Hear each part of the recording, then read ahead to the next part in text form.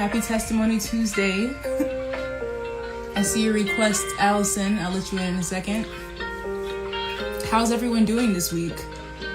It's already just a couple days until April's up and then it's May. It's crazy. But it's been a very busy week for me, but I'm happy to be here and talk again with Allison, who's our first returning guest to Testimony Tuesday, so that should be cool. Hey, Mistress Beats, how are you? Yeah, so we're actually enjoying some nice weather for once here in the East Coast. It's like 70s and 80s today and tomorrow, so it's kind of unbelievable because we've been going in between winter and spring weather for the past few weeks.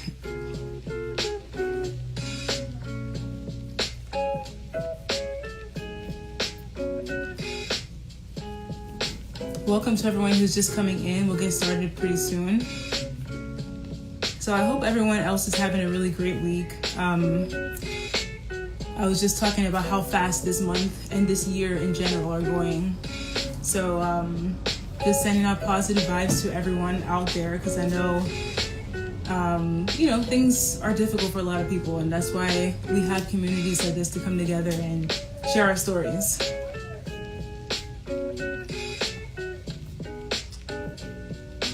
I'm glad to hear you're doing well, Mistress Beats. Yeah, so, even though the weather is nice, I've got a lot of things to do. I wish I could just be outside enjoying. I can think of a million things I'd be doing outside.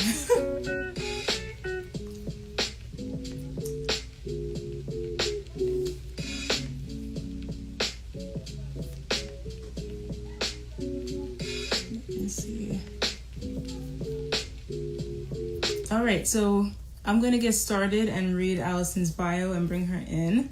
So welcome to Testimony Tuesdays for those just coming in. I'm your host, Dr. Beauty Daily, and I have been doing this show since September of 2020, running this page since 2017, and just excited to see where it's going. Met a lot of amazing people in the past few months, especially my guest for this evening, who was actually a guest on the show a few months ago. So she's back with a follow-up story, and I think that's really exciting, just to kind of build that familiarity with previous guests on the show. So I'm grateful for her for trusting me and all of you with her story. So I'll go ahead and read her bio. But just in case you wanted to see her previous interview, in case you missed it, you can just click the link in my bio. It's on my YouTube page, and it's also, I believe, should be in my IGTV. So I'm going to read her bio now. Alison Rocha. Alison Rocha grew up facing many life challenges. She experienced incarceration and lived in and out of group homes and homeless shelters. She also survived domestic violence and overcame postpartum depression. Alison returned to school and found environments on campus where she was able to give back to those who had a similar path as she did. As a college student, Alison worked with individuals returning from incarceration to college life and other system-impacted communities. In addition, she worked with young women in detention centers, occasionally mentoring one-on-one and speaking on panels. Currently, Alison is in school to obtain her law degree. She is also networking to publish a book and is dedicated to creating safe spaces for other mothers to feel supported. So it's so fitting, that last part about her helping other mothers, because she's here to talk about her home birth experience. So please give a round of applause of emojis in the comments for Allison as we bring her into the room.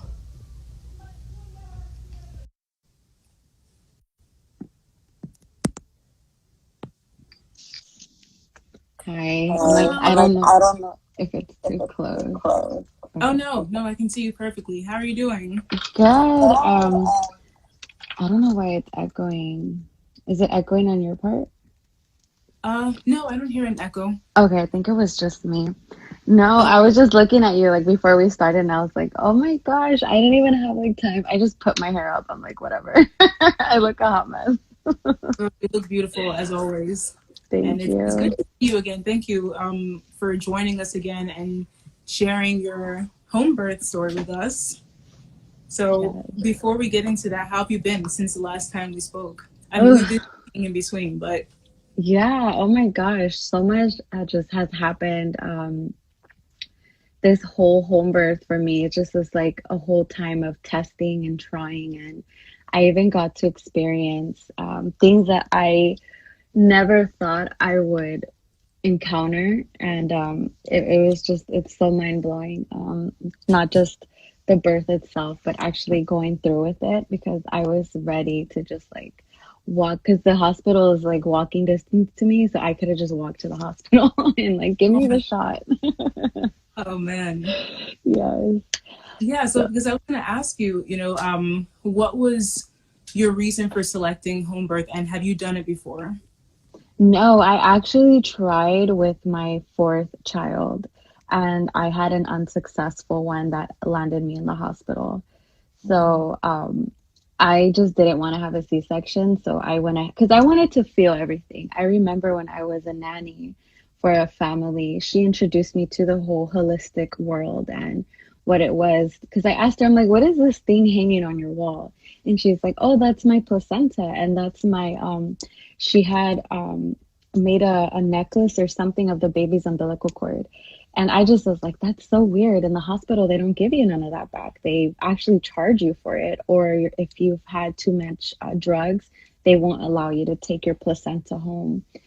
So I kind of was just asking her throughout the months of being with her, what was it like? And she's like, oh, I had it I had in the pool. And I was like, wow, really? I didn't even know that was a thing. I thought you can just have a baby at a hospital because all my kids I had when I was younger. So I was never aware of, I never even thought to look into birthing out of the hospital. So I definitely was like, I want to feel what it feels like to physically feel the contractions, to physically, like, what's this ring of fire everyone is talking about? And just go through it myself. And with my fourth child, I did get to experience the whole water birth and like being in a birth center. And I had a doula, I had a midwife for the first time, having appointments out of the hospital and just feeling catered and loved too. I unfortunately, like I said, I couldn't have her at the birth center, and that's what landed, the whole postpartum episode. So I feel like that was a whole chapter within itself that I needed to undergo in order to have the strength to pull through this one. So Right. that's, yeah. Yeah, I know that requires so much strength and also checking in with your doctor too, making sure that all the conditions are healthy for you to do that at home. So, did you have that conversation with your OB-GYN beforehand and what was their response? It was always really negative. The first time around when I was with my fourth child, she asked me, was I sure? Was anyone pressuring me? Um, did I know all of the ramifications going into a home birth, all the things that can go wrong? She basically was using scare tactics to keep me under her care and not go with the midwife. And I think she even claimed to know the midwife, and like her practice is, it doesn't even go with some of the stuff that a midwife should be doing because her organization was faith based.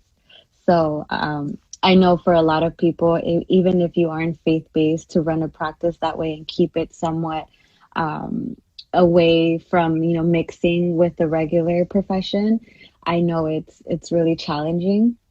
So it went in one ear and out the other when she was explaining to me all of the pros and cons of having my care switched to my midwife.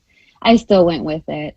I think I interviewed about like six different clinics here in LA just to see which one fit. And I physically had interviews with them just so I can feel their vibe and feel like if I connected with them.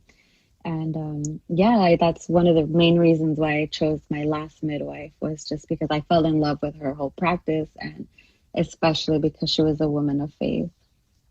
Right. Yeah. Yeah, I think that that's amazing that you were able to find someone who was in line with your faith, because that's a huge part of any Yes. procedure, any medical procedure. Even though many physicians may not agree with that, but we do have to respect the fact that different patients have different backgrounds in faith, and that can help them in their healing process and just going through everything. So, Yeah. for women who are looking to become pregnant or who are pregnant that are trying to, feel out the home birth path, is there a database online or somewhere that you were able to look up all the different ones in your area? Yes, there's actually, I forgot how I did it the first time. I think I just put midwifery care in all of Los Angeles, and they give you everything from as far out as Oxnard and Santa Clarita. So it's really your area that you want to target and use keywords that you're looking for. Like if you're looking for a Black midwife, if you're looking for a Latina, an Asian, whatever it is, it's those keywords that are important because that's what you're seeking. And that's what I kind of did. I forgot what was the keyword that I used for the first time that I ended up with this midwife. It was just basically interviewing because I like to see a face. I like to feel the energy. And even if it was something really far out, but I feel like we vibed, then that was definitely something that I wanted to do. I even did that with the doula. I think I interviewed about like 10 or 13 at Starbucks. I kind of felt like, oh my God, I feel important. All these women are telling me what they can bring and the skills. And I remember I even went to, it's a cafe here in LA. It's called Homeboys Industries. And we ate there. And I really liked her. I just felt it was, she had a lot going on. So for me, I'm like, if I have a lot going on, I want to make sure that, I'm your main focus because this is something very scary for me because I've never done this. Yeah. Right. It's the Yeah. keywords. Yeah, Yeah. for sure. That makes sense. It's about the energy and feeling supported and feeling like you're going to be prioritized up until the Yes. delivery date because it's all about that support as well. Yeah. Because And how this does your woman is gonna see you and your everything, your yeah, rawest. Because I know some women, when my midwife, the current midwife I have, she was telling me, so, oh, well, when it's time, you'll know, like you're gonna change, and we're gonna, you're gonna change. Like I just remember them waiting for that change, and I was like, what is this change they're talking about? oh man, like during Yeah. the delivery?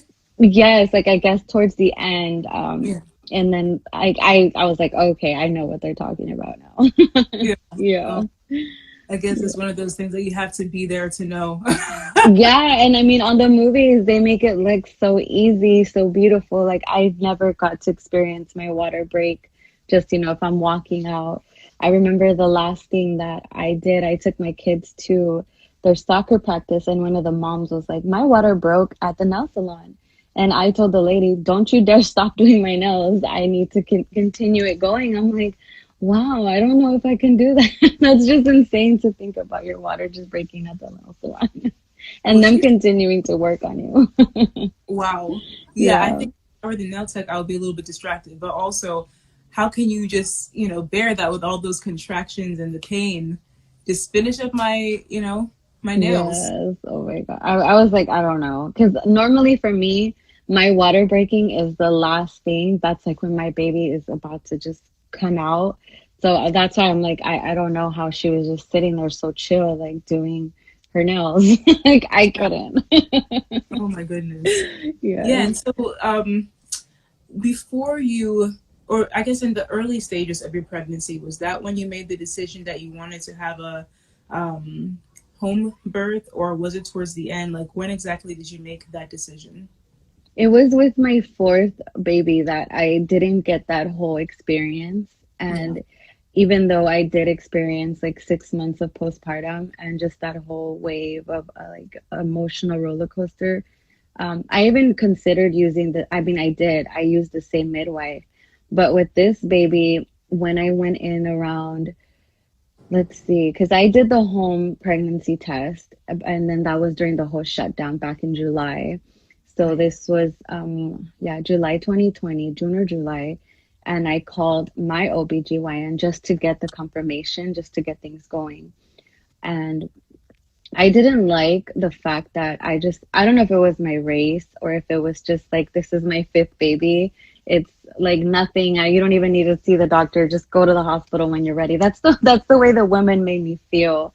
And like I didn't even want her touching my belly. I didn't want her touching me. I just felt like she looked at me with disgust. And I could be wrong, but I did not like that at all. But I just kept, I'm like, I'm just here for a couple more weeks just to get my ultrasounds and to see that there's no complication and that I'm a good candidate for a home birth without any complications. Right. And that's when she did refer me out to go see the specialist and get the whole, I forgot, it's the test where they check if the baby has anything wrong, any abnormalities, how's your placenta looking, your blood work, all of that. And that's when he told me, he's like, oh, you're showing signs of preeclampsia. And I was like, oh my gosh, I've never had that in any of my pregnancies. From what I read, preeclampsia is like really, really bad. And it's like life or death for some people. So I was stuck with that thought in my head, like, what if it does come to that? Like, if it's me or my baby and my husband's like, I obviously would choose you, but I'm like, still, that's like, I don't know. I feel like I wouldn't allow that. But that obviously was not the case.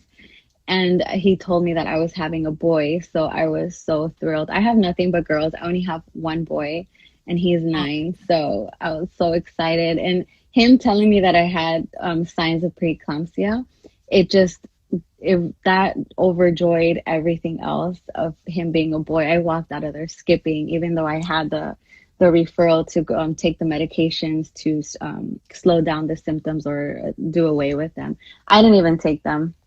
I was like, I don't believe him. I don't believe his diagnosis. I'm not going to take it. I'm just going to pray and, just let it be. I was very anxious, but I was like, the more I worry, the more I'm full of anxiety. I can probably believe the lie or maybe have my body go into, let's just accept this diagnosis and, carry on that way. So I did not take the medication. And so you said ultimately you did have to go to the hospital for the delivery for that 4th one. No, this was moving into the 5th one. The 5th one. Okay. Yeah. So this 5th one was a boy. Yes, this 5th one was a boy. So after I had the ultrasound, I went to the midwife that I had with my 4th baby. Okay. And I told her, I'm showing signs of preeclampsia. Medically, I have to stay with them until I'm 20 something weeks, and then I'll jump back to your care. So I just wrote it out with my OBG until like around my 2nd trimester when the signs were gone. Okay. Yeah. I'm so happy that the symptoms went away because it can be a pretty serious condition. For those who don't know, that's hypertension, high blood pressure, and something called proteinuria, where there's protein in the urine. So that can be dangerous to both the mom and the baby. But, usually they do a delivery. As long as everything is mature with the lungs and everything, they'll just do the delivery after 36 weeks. That's like pretty much the ultimate cure, and maintain a adequate blood pressure because that high blood pressure. I didn't even want to continue looking into the signs because I was like, I'm going to drive myself insane thinking and believing something that might not even pertain to me. So exactly. I'll just let it be until I go back. Well, that's the other thing too, is that it's a very stressful time, and especially that late receiving that news, when you already have your plans of what you want to do in terms of the home delivery. And, what did your family say, your dad say, or your mom say, and even your husband? My mom was livid. She was so angry. I remember, because I had my own struggle with the pregnancy mentally, and hearing her just didn't help. She told me, I don't understand why you're going back to old ways. I don't understand. Like, she was crying. She's like, if anything happens to you, I'm gonna never forgive your husband. I'm gonna fight to take the kids away from him. And she's like, I just don't understand why you want to do such an old practice when we have all of this technology around us. And it was very hurtful because I know my mom doesn't really know how to show her care other than doing it the way she only knows how. So I know for me, that was just her telling me, I'm so worried for you. I hope everything goes well. And if you need anything, I'm here for you. But just, I don't want to know anything about the birth. So that's kind of how we played it. My dad was the same way. He wasn't as extreme. He was pretty much just telling me to be careful and to please let him know the moment I go into labor and keep him updated, just so he can have peace of mind that I'm still here and the Yeah. baby's good. Yes. Yeah.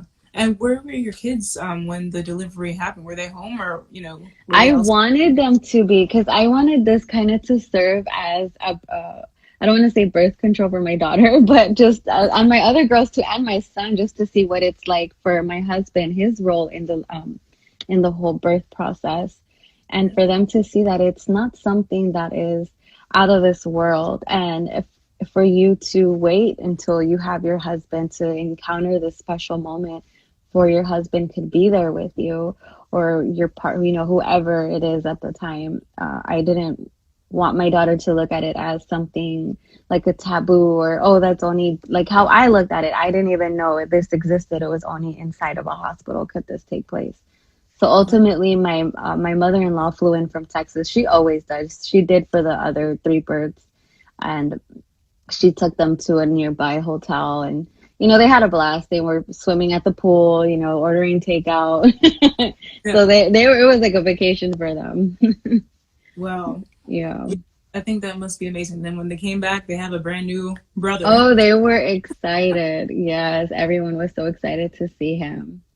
Oh, Yeah. that's amazing. Yes. Yeah. And so, I guess walk us through the weeks and days leading up to the actual delivery, how you prepared mentally, and how you set out the space for the actual delivery site in your home. Yeah, the whole pregnancy was just, again, I felt as it served. I'm stepping into a next chapter in my life of trusting and just listening and obeying to God, because the first setback that, well, I call it a setback, but I know for him it was, you need to trust me because you're going to need me in this process. You think you're strong, but you'll see as time goes on. So the first thing that I had to do was to end ties with my current midwife, this midwife that I've built a relationship with for my daughter is now two, almost 3 years of getting close to her and attending her classes and just staying in touch with her, because like I said, I loved everything and who she was and everything that she's doing, and I am best friends with her daughter. So we got so much closer, and I just felt like I have to listen to what he's telling me. So I remember our last what is it called, telezoom, where they, how everything now is on Zoom, and even Right. your health appointments. And she was just, it was normal for her because she didn't know what was going on, and I didn't tell her. I didn't have the guts to tell her personally that I had to cut ways and find a new midwife. And this was around, I was 35 weeks. So normally a midwife, you need to be, I don't know what weeks, but I know I was well beyond that mark of them taking me, because it's more of a liability, because they don't know, they haven't had me for a while, nor do they have access to all of my health records. And it's just more risky for them to take on a client so late in the game. And on top of that, the weeks that we have to get close. So it's like, how can I build that connection with you? So I was facing that. I think I called all of the midwives in LA. And I got to meet, it was just so sad, because the ones that I did fall in love with, like over the phone, just and looking at their profile, they were very busy. And my month felt like everyone was just popping babies left and right. So I reached out to my doula and I told her the same thing I'm telling you. Like, I have to part ways with my midwife. I don't know what to do. I'm struggling to find someone, and I know it just doesn't seem like it's going to happen. So she sent me another midwife through the agency that she works with, and she was also busy, and she actually referred me to my current midwife. She didn't answer the phone, so I just left a message. So I think I did this for like, sheesh, at least 10 or 15 midwives. And so all the time I got a call, it was I was like, who are you and what agent and who are you with? And it was the same thing. Oh, I'm sorry, I'm booked for that whole month. And finally the midwife called me back that I was waiting to hear from. And we talked for sheesh, I think about an hour. We were on the phone for a while and I was explaining to her everything that happened. And it just felt so genuine, not forced. It wasn't about like, this is like a business transaction. I need to know, like, it was just, I felt like I was catching up with an old friend. It was just so beautiful. And even when we had the Zoom with my husband, it was a hot mess. And I know people like it was just a hot mess. And I know sometimes it could be so awkward that it just like kind of like turns you down. Like, I don't know if I want to deal with this person because if this is a hot mess, I could only imagine what's gonna happen moving down the line. And she was so patient. She waited for like 20 minutes for us to figure out the camera and the setting up, and then our Wi-Fi was buffering. It was a hot mess. And finally, when I felt like this is the one, because I was still waiting for another person, and financially it was like sheesh, because we're trying to buy a house, so it's like, do we pay her or do we pay the down payment of our house? Oh, Yeah, and God was like, don't worry about that. He's like, just do the most difficult part, and that's to cut ties with your old midwife, and book this person, you'll be fine. I'll handle the rest. And I was like, all right, let's do it. I secured everything with her and we moved forward. So it was just a time of getting to know each other. That was again one of the hardest things I had to do. I didn't even have the guts to tell her. I told her daughter, like, hey, tell your mom I'm no longer going to be in her practice. I chose to go somewhere else, and I hope that it doesn't ruin our friendship and nor your mother's relationship. yeah. I let it be. I didn't hear from them because I know that they're busy, obviously popping babies. Like, she's super busy. Like, she has a baby every 2 weeks. So I'm like, I don't even know how she does it. So I just Well, let it go. Yeah. And another thing that I was going through was spiritual warfare. I mm, cannot believe all the things that I physically encountered and felt, and not even just me. It was also my husband. So in the beginning, what started it all, I was sleeping, and I know like people, they always go back and forth and call it sleep paralysis, or you're in that stage of like realm where you're in and out of your sleep.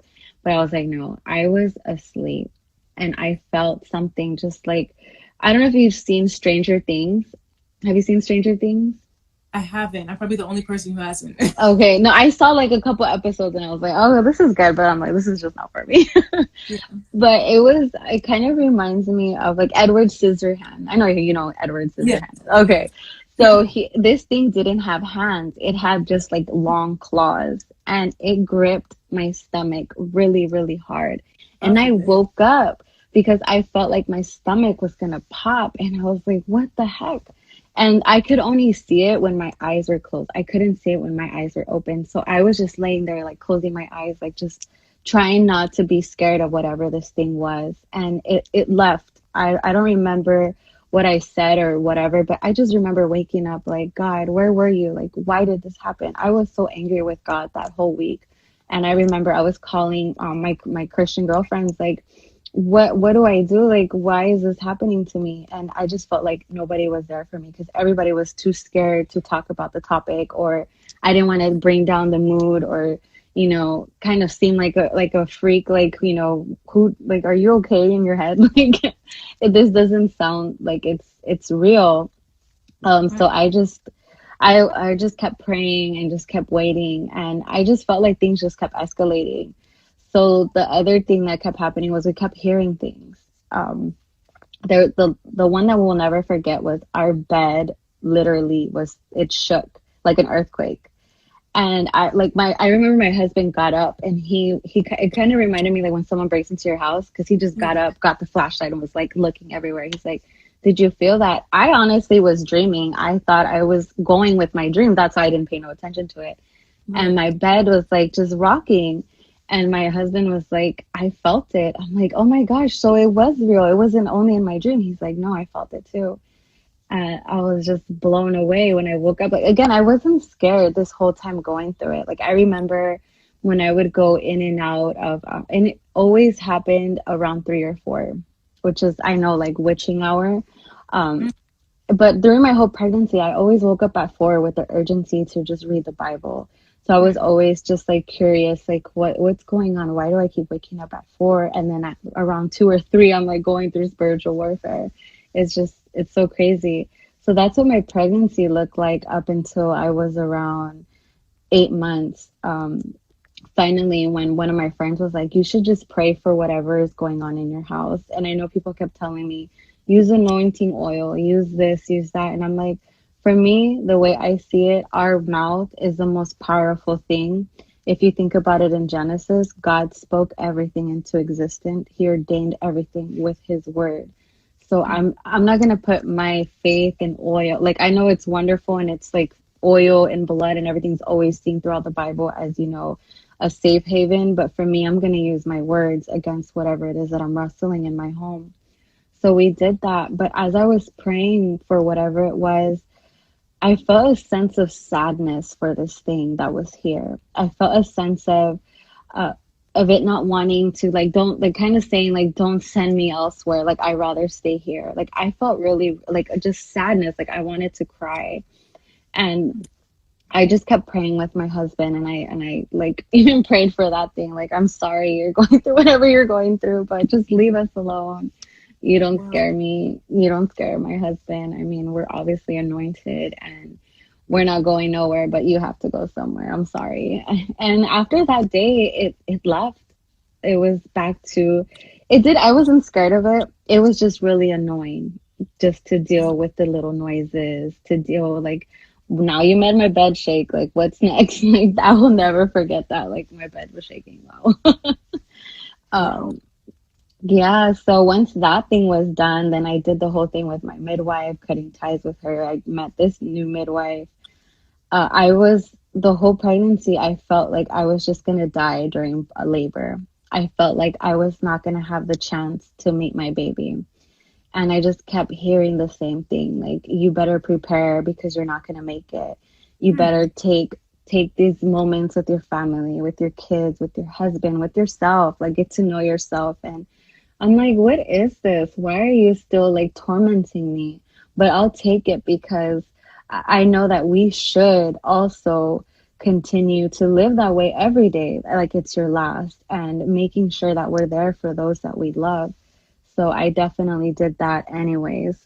But I was on Clubhouse a lot. I was talking on all of the gospel rooms, like, give me advice. Where do I go? Why do I keep wrestling with this? What are these thoughts? And a lot of them were just reaffirming me that God will never speak death over you. God will never give you this sense of defeat and you have to just lay it all down. Like, no, He's going to encourage you. He's going to build you up and He's going to give you words of love and care and peace, most of all. So that was one of the things that I learned throughout my pregnancy, was just to hear His voice and remember to stay in His word and not get distracted with whatever. And it's so funny because I was ready. In one of the clubhouse rooms, I heard women talking about hypnobirthing.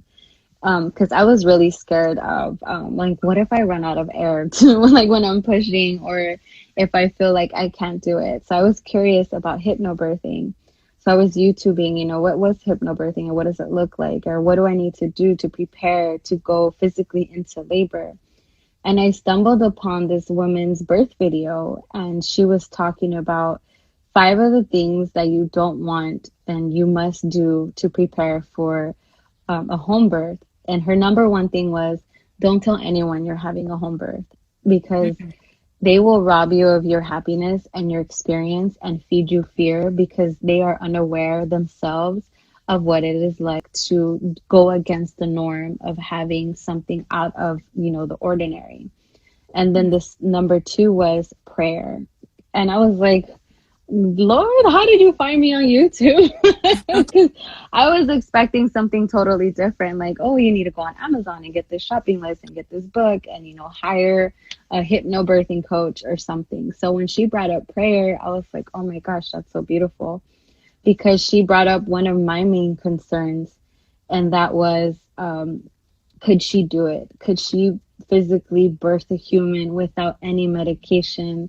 without any reinforcements of our technology to give you that sense of peace if anything goes on? Because I know some of us rely on that, and that's wonderful. Because for me, it's the complete opposite. I remember when I went into preterm labor, I had a panic attack as the lady was trying to get my blood pressure because I thought I wasn't going to make it out alive out of this hospital. And Mm. I'm like, I have the complete reaction that somebody else would because they feel comfortable and, that they're going to go get healed at the hospital. I feel the complete opposite. Like, I'm not going to come out of that hospital. So as I was watching that video, I was like, wow, the answer has been in my face this whole time of, just trust me, bring me your burdens and I will take it from you. So that's what I took for what I needed to do to get ready for my home birth. And right up until the day, I still kept battling with, the thought that I was not going to make it, that this was it for me. And I still went through it. I'm like, you know what? Whatever happens, happens. I kind of felt like when I told my midwife that, she's like, wow, I did not know you were battling through all of this stuff and you still chose to have a home birth. I looked at it like, whatever, it's something that I do. But she was like, if you had that sensation that you were going to pass on, that's just wild. Like, I don't know anybody else that would continue and pull through that without having, the comfort of the hospital, because the hospital's there. It was just me trying to have this whole experience. Trying to think what else. I don't want to leave out like important things. I think that was pretty much it, what it looked like right up until my birth, because I feel the whole like 2 weeks I was having like contractions, the Braxton Hicks. I was just trying to give my body the patience, not like last time where the moment I had a contraction, I wanted to run to the birth center and get my cervix checked out and, is everything ready to go? And it's like, no, you still need to go home and just do you. So that's pretty much what I did. I was at people's houses with some of my girlfriends, took my kids out to outings. We went swimming. I think that was one of the last things that I did. When my mother-in-law was here, I was at my friend's pool and we were just having a good time and just enjoying that we were only going to be a family of five. No, wait. Yeah, because all of us together, I think it's seven. So a family of six. Yeah, Well, yeah. So that's that's what amazing. it looked like. And it's great that you also have that community of other mothers who you can rely on for and kind of share those anxieties that you were having with, and the prayer groups that you were finding on Clubhouse, because the power of prayer is just amazing. And what you were able to defeat during those last few weeks is amazing as well, both you and your husband. That's why it's great to have a partner that's equally yoked with you. Because imagine going through that alone, being the only person who's believing in prayer, and your partner's like, oh, don't worry about it. Like, they're not on the same page with you. So it's great that both of you were in one accord when it came to that. Yeah. Because he was fighting me. He's like, why do I need to pray right now? I'm like, we just need to pray. And I forgot, he brought up Paul's letters. He's like, it's okay if one of us just does it. And I'm like, no, we both need to do it because you and I are one. And when two or more are gathered, his presence is felt there. And I need you right now. Yes. Yeah. Yeah. No, honestly, that's amazing. And it's a spiritual time for you as well because you're bringing another life into the world. you know. So it's amazing too that you brought your child into this world with prayer and not just praying for yourself. I'm sure that you were praying more for your unborn child and that threat, that spiritual warfare that you were going through at that time. Oh, yeah. It's just unbelievable just looking back and it's just like replaying all of the attacks and like for you to physically see the things that you're going up against. It's just like, wow. Yeah. Yeah. No, honestly, that and have you experienced that before in any other pregnancy that you had? No, I've experienced this when I was a teenager. Growing up, everywhere I went, I always had these attacks, but I didn't pay no mind to it. I will never forget the one I had when I was around, I think, 18. where I felt this thing's nasty fingers, and like the moment I tried to talk about God, it like shut me up. It covered my mouth, and it was like I heard at least, I don't know, like so many voices in one just telling me the same thing, like your God doesn't care for you, you know, he doesn't hear you. It doesn't matter how far or how loud you cry for him. But I just still kept reciting it, and that thing just left. And that was the last time that I ever had a spiritual attack up until this pregnancy. I thought that thing was gone. Like, I don't know what it was with the pregnancy that caused that thing to come back. Yeah. Yeah.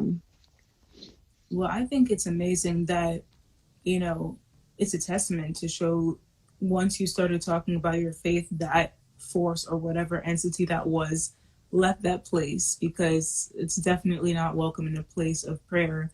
And the fact that you were able to find those communities online as well that were able to remind you about prayer is great too. Yeah. I was so grateful for Clubhouse because it kept me sane during all of those weeks I was going through it. I mean, I was never scared of whatever it was. Like, even when I would go to sleep, I would be like, I'm ready for you. Like, I am not scared of whatever, because I know that this thing it couldn't do anything to me. Yeah. Yeah. And you know, it's interesting too, that you mentioned how, I think you said the midwife was saying your reservations about delivering safely should have led you to the hospital. But I understand the reservations that you had about even going to the hospital, because we know that in this country there are racial and ethnic disparities when it comes to pregnancy related deaths. And even the women of color that go through conditions that you were diagnosed with, like preeclampsia, or even hyperemesis gravidarum, that's excess vomiting in the beginning of the pregnancy, don't fare as well as their white counterparts. And so women of color, it doesn't make sense to really tell them that you should feel safer in the delivery, because the statistics show that there's a higher risk of them not making it during their delivery in the hospital. And those disparities still persist. Even as recent as 2019, there were articles talking about that. And so, you know, that would even argue for the home delivery in your case, especially with somebody that you pre-screened and that you felt comfortable with, you felt that wasn't judging you, because I think that's something that's missing when it comes to being in the hospital setting. There's been women who have reported that they complained that they were in pain and they weren't listened to. It was believed that they had a higher tolerance of pain for whatever reason. Oh yeah, that's true. I personally experienced that, and I'm not, you know, I don't want to say I'm not black or I'm not, you know, as brown, but I do feel like just because you're not that, you're not going to get that. But for me, I just feel, I don't know if it was my age, I don't know if it was because I had so many kids, if I fit a certain stereotype for the Latina community. All the time I went to the hospital or even doctor clinics, or sometimes even to the grocery store, I still am faced with all of those negative reactions. And I remember with my son, my first son, they had given me, I don't even remember, but it was like an after pain for your contractions. When you're nursing and you'll get the contractions, they gave me like a double dose, and I needed like, I felt like slowly like things just dropping and fading, and I was having a reaction to that medication. And I had about 8 nurses come in, and they were upset with me, like, you should have known you were allergic to that. I'm like, how am I gonna know I was allergic to that if you guys didn't explain to me? You know, I thought it was just Tylenol. I didn't think it was anything else. Yeah. And because I'm trusting you, you know. Yeah. Yeah. You know, that's why communication is so important in the hospital setting, because patients need to know what they're receiving, what the adverse effects are of that medication, and the history needs to be well researched in terms of what meds you can give, because an allergic reaction during a delivery would be a nightmare. Yeah. I mean, breathing is so important when you're delivering a baby. So imagine having a, you know, anaphylactic shock during that time. No, they should have told you what you were getting, and they should have known that you had an allergy to that beforehand. Yeah, and that's a lot what I advocated on these clubhouse rooms. Like make sure, you are your own advocate when you're in there. If you cannot have a home birth, you do have rights. I remember with my fourth, I didn't know that if I didn't want to stay, if I didn't feel comfortable, I could have walked out of the hospital. But the moment I was there, they were already having me sign all these forms to get admitted, and I wasn't even asked if I wanted to stay. It kind of felt like Wow. I was being forced to stay because I didn't know at the time that that was a thing that you could have just walked out of there. Yeah, Wow. yeah, You see, and these are steps that are supposed to be explained. That's informed consent that a patient gives, yeah, that they've been read all their rights and they've been read all the pros and cons of receiving or not receiving treatment. And so the fact that there are still some gray areas in the moment is just a huge no-no. yeah. And sometimes they want to attach the, oh, it's because it's a bad hospital. No, this was a prestige, good hospital. I don't want to call it good, but I'm like it's considered, a really good hospital. And I even heard, other stories from like really well-known hospitals doing just out of just crazy things that you wouldn't expect out there. Yeah. Yeah. Yeah, I think, like you said, it's not even with the prestige of the hospital, because I'm sure people like Serena Williams, when she was giving birth, was at a prestigious hospital, and she said she almost died because they weren't listening to her about the pain that she was complaining about. And, she had a high risk pregnancy as well. But she literally had to advocate for herself in the moment. And we need to, as medical professionals, advocate for patients, before they have to, because we need to look at the signs and symptoms that they're exhibiting, because not everyone's going to be able to speak and vocalize that they're in so much pain, or Oh talk yeah. to them. Yeah. Yes. And so what was the actual setup like at home? Did you have a pool, or how did it take place? Yeah, we had a pool. I went on Amazon and I searched, home birth supplies, like must-haves, and all of the stuff that I didn't even think about, like a kneeling pad for the midwife and the doula so they're not kneeling on the floor. Yeah, yeah. Bed liners because I obviously was either gonna try all over my house. So I bought a bunch of bed liners. What else? I just pretty much, oh, and snacks, because on all the videos that I came across, the girls were saying snacks are something you want to have available, because I know in hospitals they don't let you eat, but you're at home, and obviously it doesn't have to be like a three-course meal. For me, it was just oranges. She brought me the little Mexican ice creams, the little water paletas. I didn't even get a chance to eat them, but I ate them afterwards. My kids actually ate them, so she brought me a grip. My doula did, and I had sent my husband. We went a day prior to Porto, so I had like all the little, breads and sweetbreads on the side, like if I just wanted to nibble on things. My husband would make me like ham and cheese roll ups without the bread, so I can just like easily eat it and not have cotton mouth. I remember in my birth kit, there was a straw. And I asked my midwife, like, what is this straw for? And she's like, that's for your water, girlfriend. Like, what do you think the straw's for? I'm like, I don't know. I don't know why I thought it was like for you guys to suck something out. And she's like, it was just for your water. But that straw Yeah. came through because they were like giving me cups of water, coconut water. I had electrolytes on Wow. standby.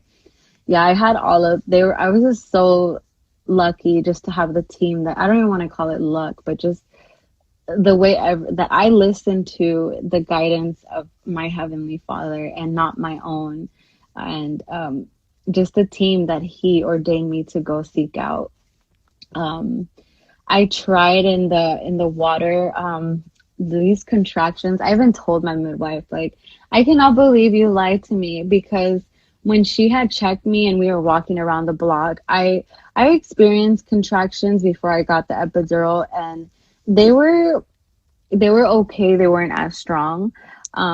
And I told her, I'm like, is this it? When like in the beginning of my labor, I'm like, is this all the pain I'm gonna feel? And she's like, yeah, this is it. You're good. If you can handle them now, you're good for the rest of the labor.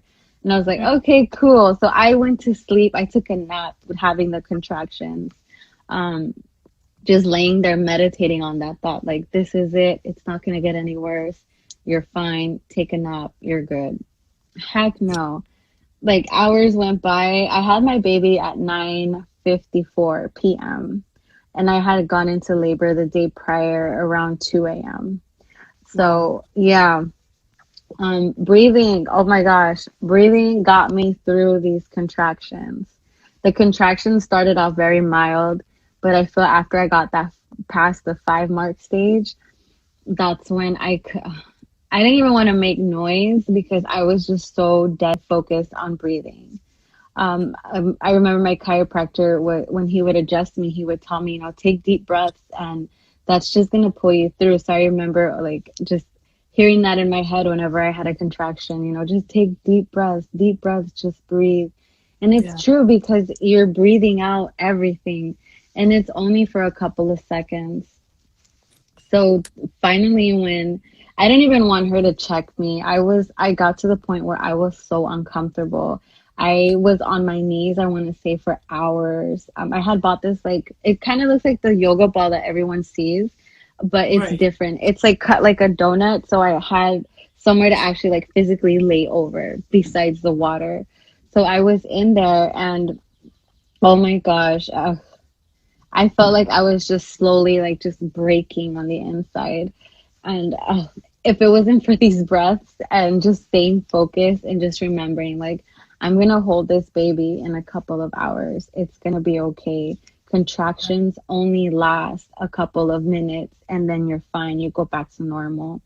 Um, it was around like when she finally checked me. Like I said, I didn't even want her to check me because I did not want to go on my back. Because the moment I finally went into the water, um, when I finally went into the water and she was about to check me, and all the time I would go on my back, I just kept getting the contractions back to back to back. And you can't breathe because it's like you don't know what to do. Do you focus on your breathing? Do you focus on the pain? Do you Yeah. focus on getting into the position for them to check you to see how dilated you are, to see if you can physically start pushing? So when she told me, you're finally at 10, you can just push whenever you want. And I was like, no, I'm scared now. I don't want to push. I'm like, Gosh. I'm so exhausted. I'm like, I don't, my mouth is so dry. I'm like, I'm done. I'm ready to call it quits. And I remember just leaning over the pool, like I was on the verge of crying. And I was like, I remember I even had put on some music. I changed my music because at first it was like that dubstep, like without any lyrics, and it was just like beats. So Yeah. I was like, I need to hear something else. And I remember I put on like because I'm really into like trap and dance music. So I had put that on, and the music was just making me even more angrier. I was like, oh, never mind, I don't want to listen to that. So I'm like, this is the change that they were talking about women go through. Yeah. So I'm like, let me just go back to gospel music. And it's so weird because gospel music didn't come to my mind because I wanted to respect my doula and my midwife's views. I didn't want to make them feel uncomfortable Yeah. hearing about God or, talking about the Holy Spirit and how good He is. I didn't know where they were at with their faith or even if they believed in Him. So I'm like, I don't want to make them feel uncomfortable. Mm. When I heard him, he's like, just do it, just forget about that.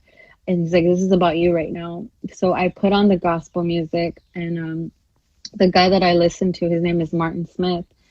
And once I put that on, like the whole room changed, the energy changed. I was like, okay, I feel a little bit more relaxed. Um, but still, I wanted to cry. I was like, I don't think I can pull this off. I'm like, who am I? Why did I tell everyone I'm going to do this? I feel like a failure. Once I go to the hospital, everyone's going to see, I told you, home births ain't for you. And I'm like, nope, let me just pray. And when I was praying, I stayed silent after I was done praying. And I heard his voice just tell me, just get up and walk. And I got up, like without even thinking about it.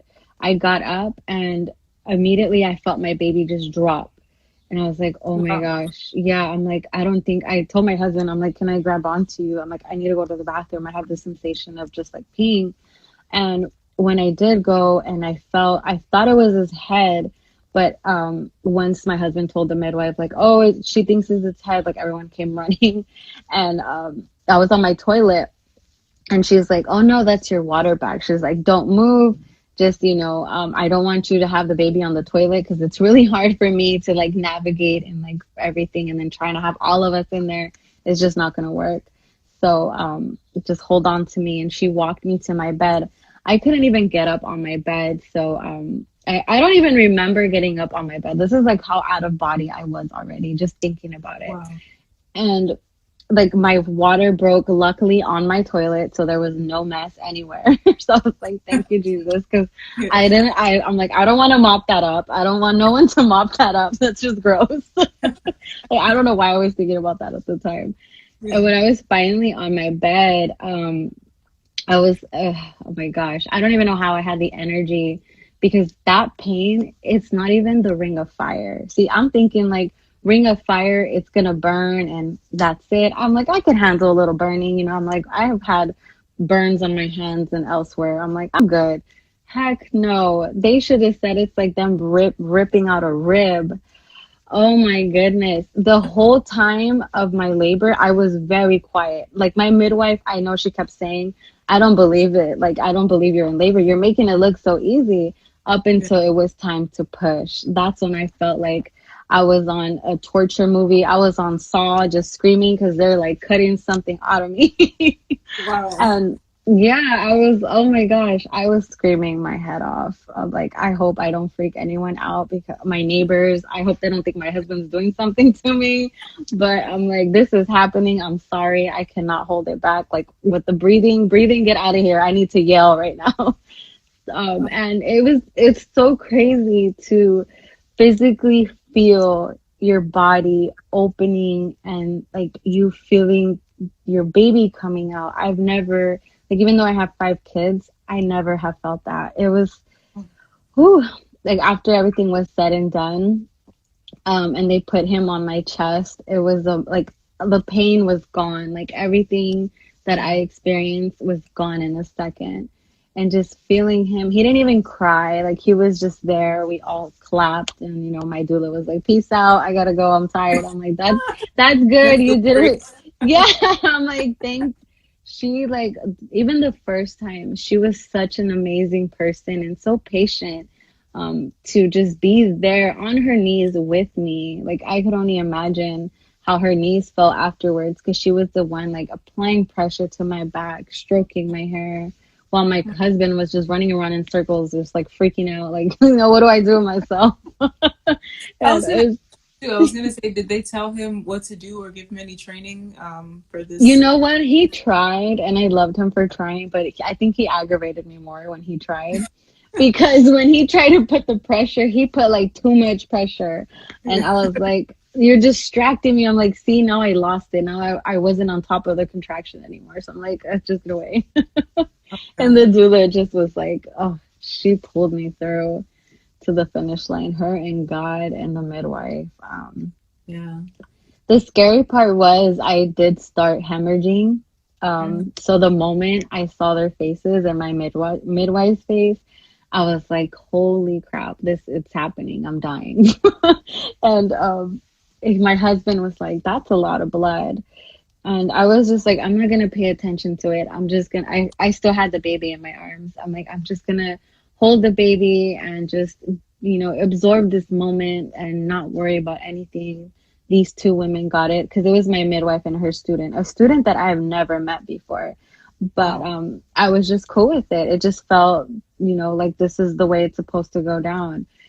They tried, because I wanted to stay attached to my baby through the placenta for a long time, but I obviously couldn't, because the moment the blood came, they have to get the placenta out, snip, and make sure that they can get on top of the bleeding.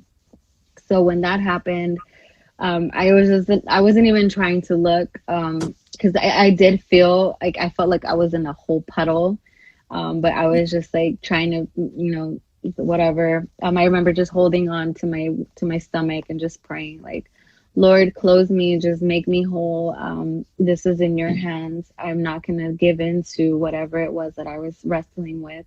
because I literally had that sensation like this is it. Like I physically was able to give birth, but who would have known that I would have gone out afterwards.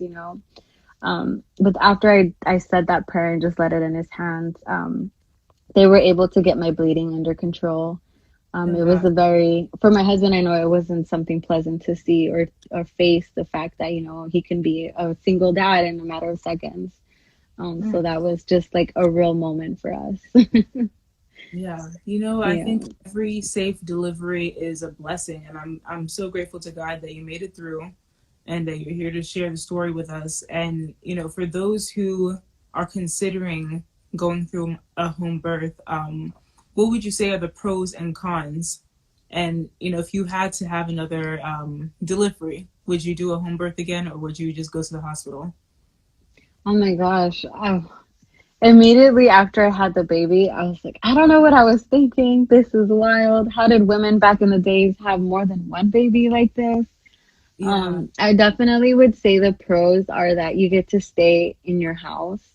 You don't have to have all these cables attached to you.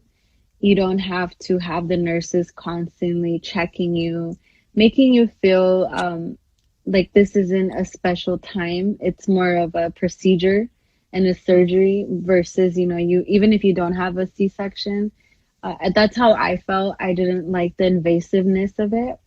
Um, so that was definitely a pro being in your house, being able to kind of like see your silhouette afterwards of like, oh wow, I remember I was pacing in my hallway or my bathroom sink, was like an A-star in the game because without that sink, I wouldn't have been able to lay on it, things like that. And then seeing my bed, like even the whole energy, like for 3 days, it was just like I felt like just angels, or I don't even know what to explain. It just felt like the room was unreal. Um, so that's the pros. It's your house, you're in control, you call the shots. With the cons of it, obviously, is like if you have multiple children like me, what do you do with them if your kids are not comfortable with being there? Because I could have forced them to stay. I could have told them, like, go into the room, but I didn't want to do that. I wanted to respect them and give them, their rights as well. So, and then you might not have the ability to have them be cared for by somebody else because I know a lot of us are in states away from our parents, and the last thing you want to do is hire someone or bombard someone with your kids if you have more than one like me. um, that's the only con I can think of. Obviously you have the risk, so it's really on you. Who do you bring and who do you go to for comfort, because there are risks. If your baby is born with a defect or he's born not breathing, because I know that was the main thing that my mom kept telling me. She's like, I understand, because my midwife was actually a nurse midwife, so she actually works at the labor and delivery at her current hospital.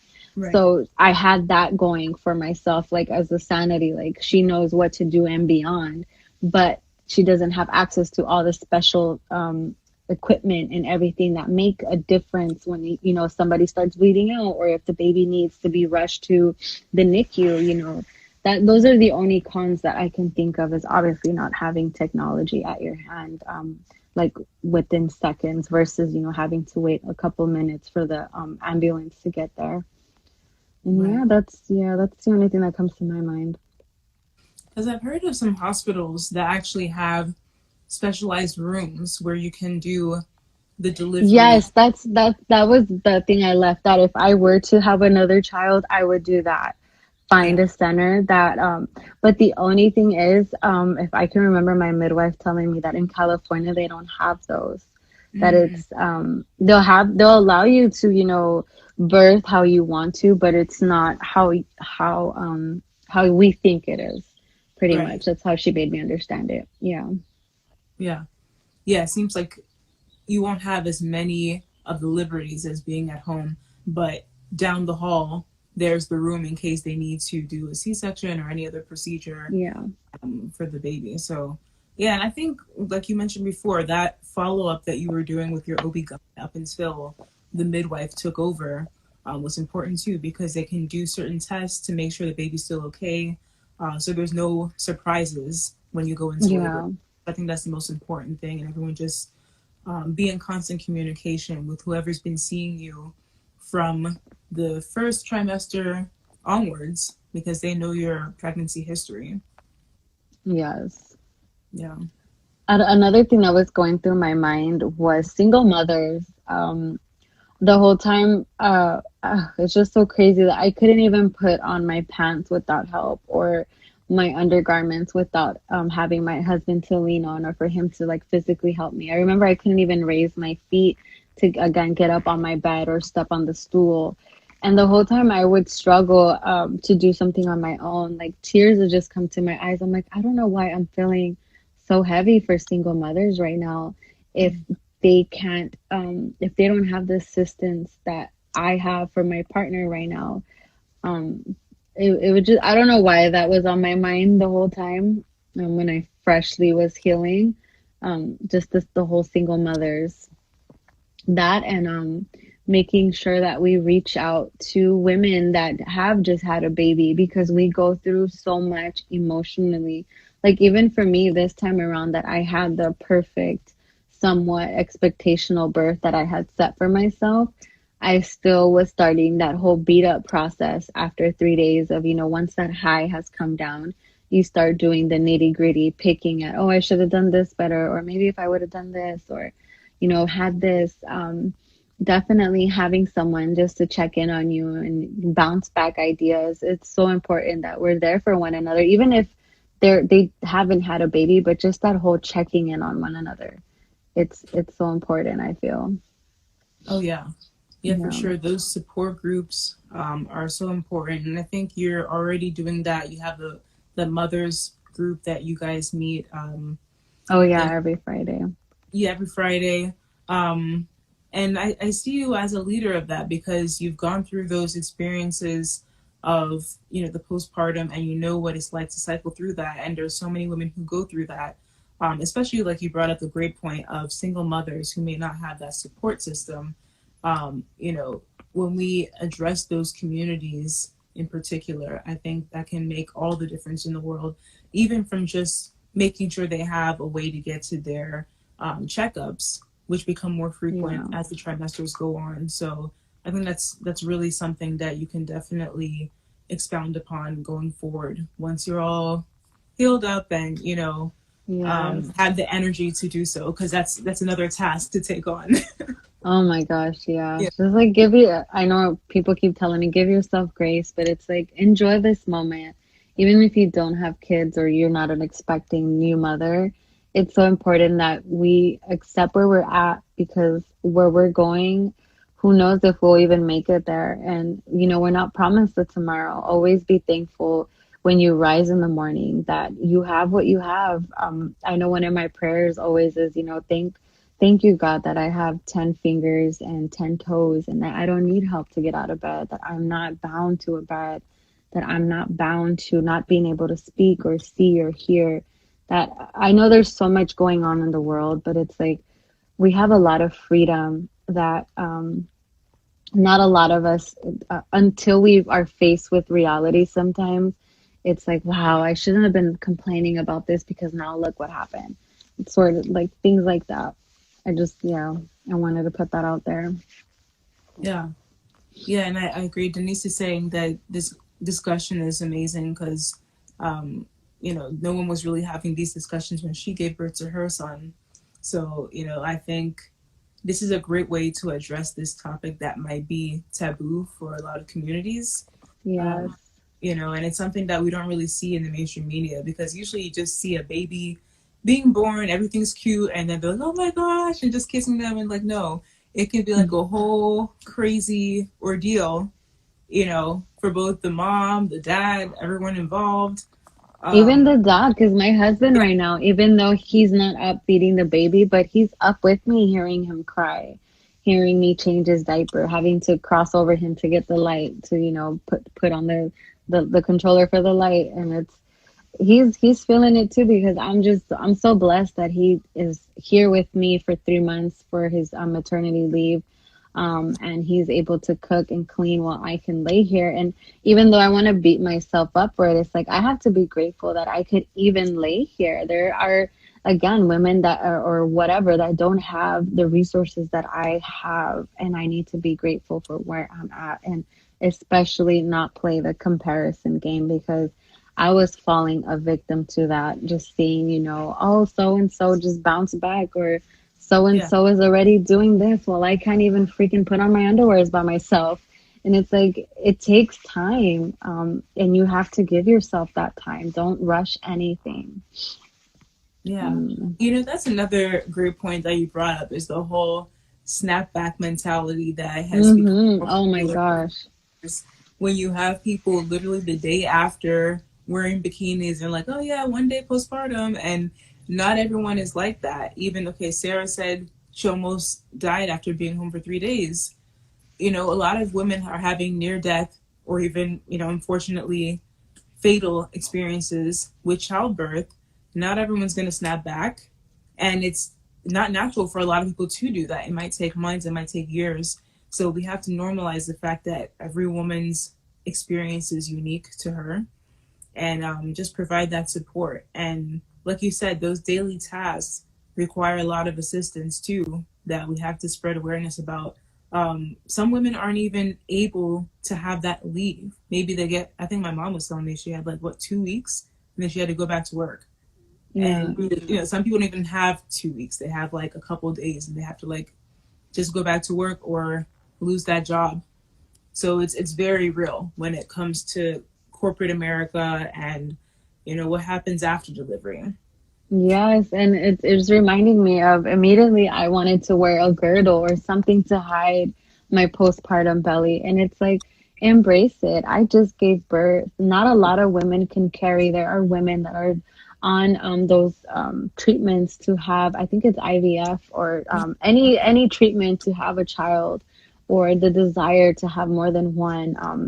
And it's like, I need to be grateful and own it, and not try to compare myself to X, Y, and Z, because it's like, we all walk a different walk for a reason. If I was designed to look and do like her, then I would have been that way. But it's like, no, show your belly, show your stretch marks, show your C-section. It's sometimes it's like the soldier. I think about the military, the men that come back, Oh with yeah. all the scars. It's like some of them, because my husband also was in the military, and he, for the longest time, he didn't want to his uniform, like, he got rid of it. He's like, I don't need it, I don't want to be vain and whatever. And I'm like, it's not about that. It's like, you did something that not a lot of us can go through, and have the mentality to stick with it and stay with it and see the things that you've seen. So definitely, just own it and live it. Yeah, Yeah. exactly. Yeah, we have to campaign for that. Sarah's talking about paternity leave, advocating for that, because I think a lot of corporations don't realize too that the partner involved also needs that time to help with their partner who just gave birth. Yes. And there's a lot of people out there getting the mommy makeovers, and Mm. that's their prerogative, but not every mother's going to be able to do that. So we have to embrace a new culture of every woman's unique experience and the way that her body's going to change after delivering a baby. Yeah, because I remember with my last postpartum, I didn't want him to leave. Like, I had anxiety when he was gone. I felt like I was so alone, like, physically. And I'm like, now I'm physically alone. It's just me and this baby. I don't even want this baby. I'm like, I want him back. Like, I need him. So, and this is just my story. I can only imagine how many other mothers that actually don't even have a husband to be there for them. And then also, if they have such a short time with their husband from maternity leave, it's like, it's crucial. And I'm slowly starting to see the change, like, for him to have the 3 months paid leave. Like, we didn't even have to do what we did last time, which was the disability, EDD. Mm. It was just something, just like, wow, like, this is just, it's so crazy. Yeah. Yeah, they definitely need specialized. Like, it shouldn't be classified as something that's not pertaining to a delivery. That they Yes. had disability. That's very interesting. Yeah. Yeah. Well, it's interesting that you and I know you said last time that we talked that you and your husband were going to be collaborating on a book or something, talking about I PTSD. still like once I had the resources for the book again, like I chickened out and I was like, no one wants to hear it. It's like I feel everyone has a book out these days.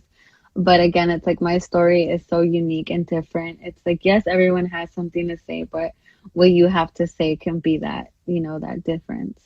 Yeah. Yeah, yeah, yeah, Sarah. That's California, um, with the paid paternity leave. That's amazing because I haven't heard about that here in Pennsylvania.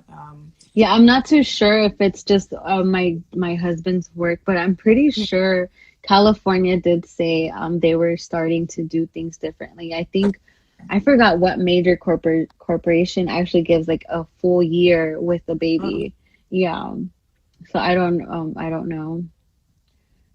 that's amazing too because you need that bonding time with the baby, and a lot of women want to have the breastfeeding for 6 months, and sometimes that can be interrupted by going back to work so soon. Yes.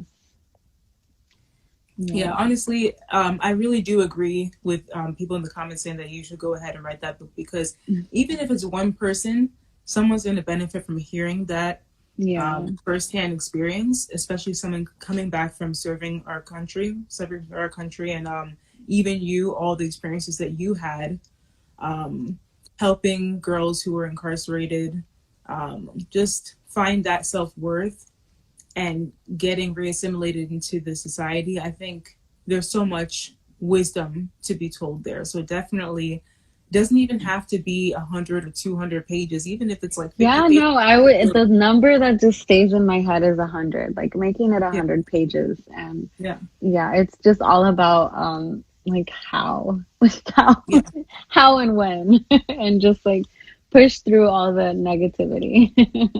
yeah. Yeah, Yeah. it's funny because something you said before about not telling people about the home delivery, to me that applies to your book too. I mean, we're among people who are supportive here, who are pushing for your dreams and everything. But in the outside world, I always say just get started. Just start with page Yeah. one. Before you know it, if you write like probably a page a day in a year, you've got 365 pages of a book, you know, and you're done. And all you need is like someone to read over it. You can even self-publish. I had a guest on the show before who self-published her book, and I think it was like 60 pages, but it was her story, and that's what made it so inspirational and so relatable. And it was just about her experience with at-home schooling during the pandemic with her kids, and Oh, that's personally pretty going through her unique. own, yeah, she was going Mm. through her own health battles, and in addition to trying to help with Zoom Academy at home, and Ugh, it turned that into a book. It started off as her journal. So yeah. honestly, I feel as though it's definitely something that you and your husband should do. Even if you do like a YouTube channel and you guys just I've talk. been wanting to do that Yeah, because we actually finally today we got our escrow paperwork. So we're gonna finally have a home. We're no longer gonna be all stuffed into this 1,000 square feet home that we currently have. It's like so my it blew my midwife's mind. She's like, I cannot believe you guys all live in here and you make it feel like so big. I'm like, yeah, I'm a minimalist, so I mean having less is more because I'm like with the kids in here, this is just crazy. So we officially have 45 days to move out of here and yeah, move into a new journey. Of building a home and making one from scratch. And ooh, with 5 kids, I'm gonna go back to school in August to continue my journey to be a lawyer and more of an advocate for my community as well. And most importantly, I get to help my mother so she's not scrubbing toilets for the rest of her life. It just gives me a sense of like I'm getting that much closer because it's just crazy. When we first got here from Texas, in Texas, our kitchen table was an ironing board. It just blows my mind that we had literally nothing in our first apartment, our first home, and now to finally be able to physically buy a home and also help my parents along the way. It's just like, thank you, Lord. We're just, moving on up. And even if we were to go down, it's okay because we'll go right back up. Yeah. honestly. I'm so happy for you for all the things coming your way. You're definitely welcome again as many times as you want to Yeah. on Tuesdays, because I know your story is only going to keep getting better. And keep us posted with whatever you come out with in the way of telling your story, because I definitely know that you're going to touch a lot of lives out there in what you're doing. So thank you so much for trusting us with your story and Yes. just sharing the power of prayer and faith, because that's something that all of us need right now. So I wish you all the best. We'll definitely be in touch. And thank you so much for joining me tonight to share Yes, your of homebirth course. story. Yeah. Yes. Thank you for having me here because I'm pretty sure, it's one thing to be a first timer, but it's like just that whole negative notion for me, like, oh, here she comes again. What does she know? No, Like, no, no. no. When you told me you wanted to share the story, I was so happy to have you again, because like I said, this is my first time having a guest come back, and it kind of has that following of people who saw your first interview wanting to see what's new with you. So, everyone's been saying, please write your book, please start that YouTube channel. Everyone wants to keep hearing all the amazing things that are gonna come your way. So just keep on going and keep winning. Thank you. Thank you so much. Yes, and please give a hug to the newborn and all your kids. And I will. Yes. yes, yes. All right. So Alrighty. thank you everyone for tuning in. And this is going to be available on YouTube and on Instagram afterwards, in case you missed the beginning. So yeah, thanks for joining us and for all the positive comments in the room. And we'll be back soon. Thank you. Remember, I don't know how to log out of here. Oh yeah, yeah. I'll plug it So I'm gonna be sitting here just smiling. out. All right. Okay. Alrighty.